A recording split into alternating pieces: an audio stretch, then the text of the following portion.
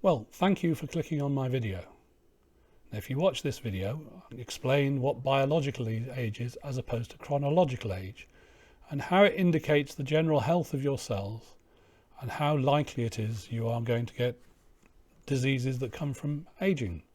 And I'll give you an overview of a number of different ways of working out what your biological age is and how they work, and give you some things to talk about with your healthcare professional. Now, moving quickly on to the disclaimer, I'm not medically qualified. I have a degree in physics but not medicine. I've been a member of parliament, I'm a tech entrepreneur and a musician, none of which have any argument why I should give any advice on health issues.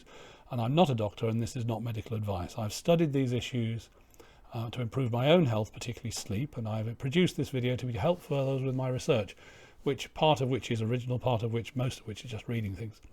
And my channel is not monetized and I'm not sponsored, although I do have a patent application in. So you should discuss any information that you find important in the video with your healthcare professional.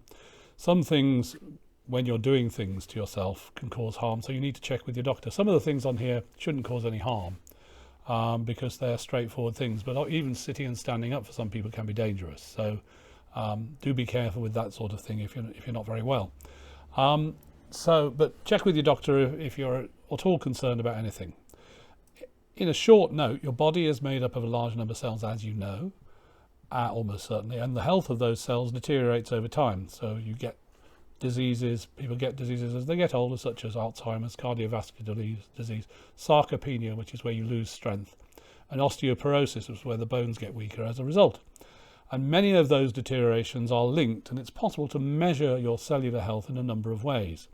And it's worth knowing how good your cellular health is at the biological age as opposed to chronological age, or how many times you've been on the earth whilst it went round the sun, as it can be improved. And if you don't measure it, you won't know what's working and what's causing problems.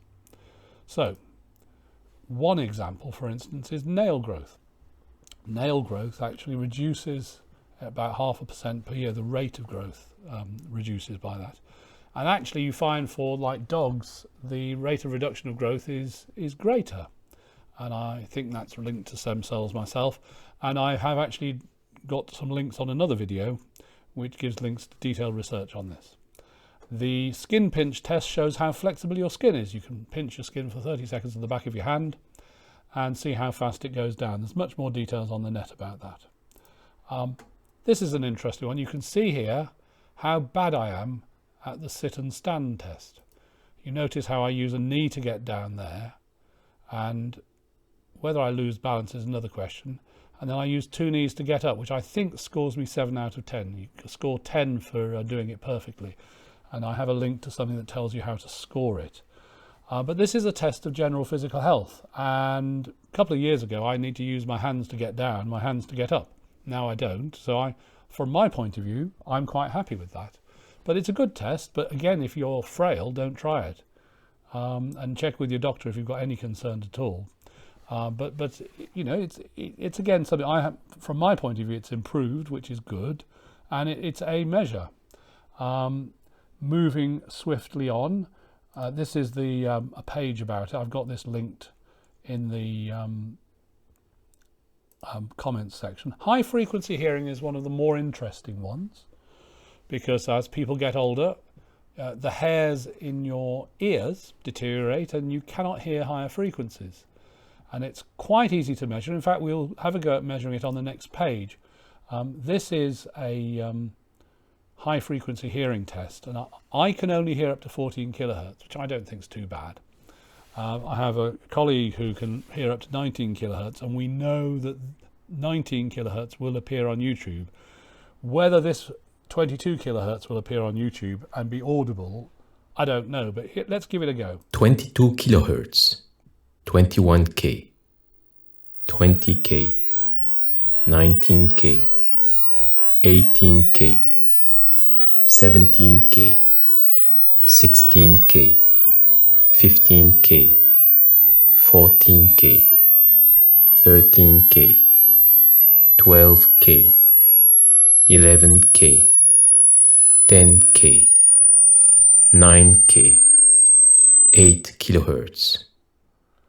Well, that's that. Now I've got a link to this particular page in the comments section as well. I think it's quite a good test, very easily done, doesn't cost anything, so that's quite good. But moving on to ones, there are tests that do cost them. Body composition, you've got to have a body composition weighing machine, which costs about 50 quid. The good ones do, that is, the ones that will actually put an electrical current through your whole body, not just between your feet. And as people get older, they tend to have less muscle and more fat cells. And this is a way of measuring it and seeing if you're managed to improve in that. And it's actually, in my view, a metabolic issue as well as exercise. Obviously, if you don't do any exercise at all, but exercise includes walking. Even walking quickly is good exercise. I tend to do that. I tend not to run, and I don't go to the gym, which may be sort of, in that I'm supposed to be in health and not going to the gym may be heresy, but there you go. Epigenetic age is a complex way of recognizing the patterns in the epigenome and link those to biological age. There's a number of companies that will do this either from a spit sample or a blood sample. Oddly enough, it's lymphocytes in your spit sample, but it does take some time, weeks to get it back, and it's not that cheap, maybe about $100, $200, but there are people in the UK that do it as well. Mudo do that in the UK. What I find particularly interesting is phenotypic age, and that one is about this paper from Morgan Levine, which I've linked to in the comments, and I won't go to the details. It's quite a complex paper, and they explain how they come out in the end with this formula to give a phenotypic age here. All right, and it's a very good one because it uses blood measurements, and most of them are common blood measurements like albumin, creatine, glucose. C-reactive protein you've got to be careful about because very often that's not measured for in a default blood test, and you do need that. It's a measurement of inflammation.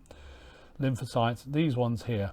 This isn't such a good online biological age calculator, and it's better to try and get the spreadsheet. I'll try and put the spreadsheet in the comments section, and the reason for that is sometimes when you get the results from a blood test, you get a mixture of results, some of which were in grams or milligrams or weight per volume, and some of which are in moles per volume. And very often a system will allow you to either put it in one set of data or another set of data, and sometimes you're going to have to units from two different sides, or you're going to have to work out the difference, which can be a little bit complicated for people, and it's much better if you can have something that gives you a bit more flexibility in that sense. But this is a very good one. This is the one, I've had this done twice, and I've noticed a material improvement in the measurements. So that gives me confidence that what I'm doing is actually having a positive effect. Inflammage is another measurement of inflammation. Again, I'll put this paper in the comments section.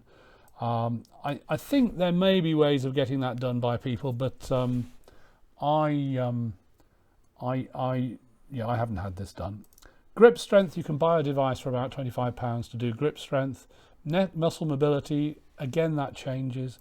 And there are other biomarkers. Some of these appear in the Levine test. But these can be quite complicated to do. So I would very strongly recommend doing the Levine test and doing some of the easy ones like high frequency hearing and body composition. But thank you for watching my video.